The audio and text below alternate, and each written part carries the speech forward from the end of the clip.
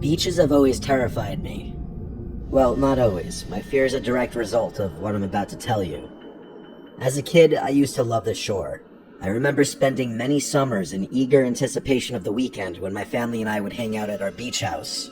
Or, if I was lucky, they'd let me spend it at my friend Charles' beach house, which was even more fun. I was 16, and this was one of those special summer weekends. Me, Charles, and our third friend Riley were going to spend a few unsupervised days at Charles' beach house in LBI. Riley was a year older than Charles and I, and had recently gotten his license, so we'd be driving down in his car. The drive down was fantastic. Riley was a pretty uncoordinated driver at the time, so most of the ride was spent laughing at him swerving and cursing the road. It was great. We got down to LBI in good time and immediately moved all of our stuff from the car to the rooms we'd be staying in. The layout of the house is important to the story, so I'll briefly mention it. There's a front door, a garage door which connects the back to the front yard, a back sliding door, and a back upstairs deck that connects the upstairs bedrooms. There's also a spiral staircase that allows you to go directly from the back deck to the ground, so you can enter and exit the house from upstairs. The house sits along a lagoon, meaning the back end of the house faces a narrow channel of water, with houses on the opposite side. We were at that ripe age where chasing girls was a priority, and a nice beach house all to ourselves was the perfect occasion. We spent a few hours figuring out which girls were down the shore at the time and talked to them on Snapchat. Finally, we found a group of 3 cute girls that said they'd be down to come kick back at Charles' house.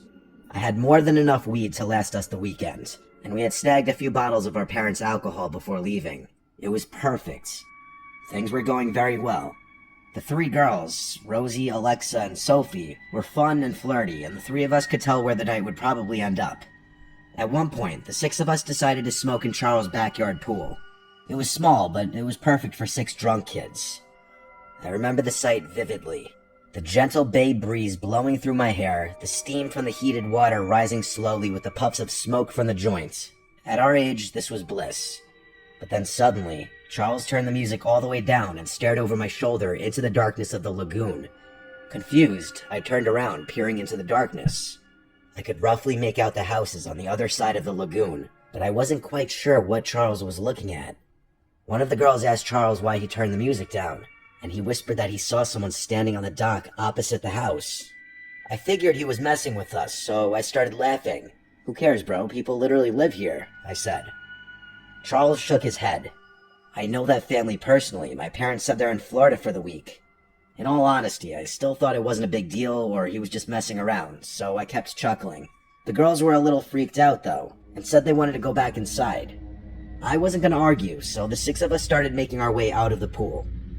As we were drying off in the yard, Riley jumped and cursed, looking towards the lagoon. The rest of us turned, and even though the light was dim, I could definitely see what looked like movement coming from the opposite dock. The 6 of us froze in place, trying to get a better glimpse of what we were looking at. Just then, a passing car on the road across from us lit up the scene ever so slightly, and the sight was horrifying. There were 4 tall silhouettes standing at the edge of the dock, facing us.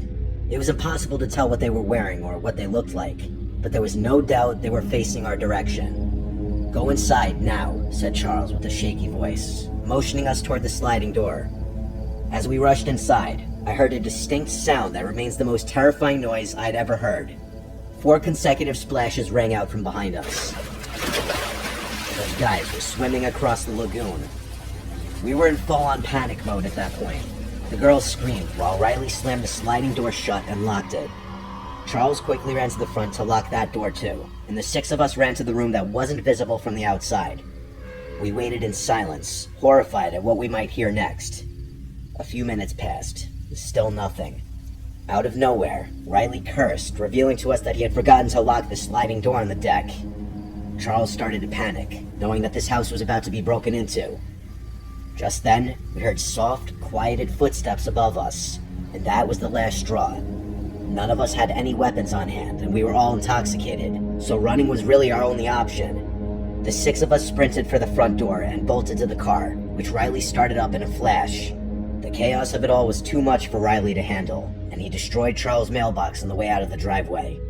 Once we were far enough away, we called the police. The ordeal was a nightmare. We went back to the house once police had searched it, but the news was shattering. All the valuables on the top floor were missing. But that wasn't the worst part. Charles' family owned a medium-sized Boston whaler boat, which was also stolen, most likely as the getaway vehicle. Charles' father tended to keep a spare set of keys inside a small hatch below the steering wheel, which the police concluded was how the culprits got away so quickly. How they knew where the key was hidden is something I still wonder. The police were never able to arrest the perpetrators, and likely never will. Charles, Riley, and I think whoever robbed the house might have been someone who knew Charles' family, and they knew where the key was, and the house was supposed to be vacant that weekend as well. It's been a long time since this chilling event took place, but I haven't let one day pass without locking every door and window in my home. Do yourself a favor and lock your doors at night.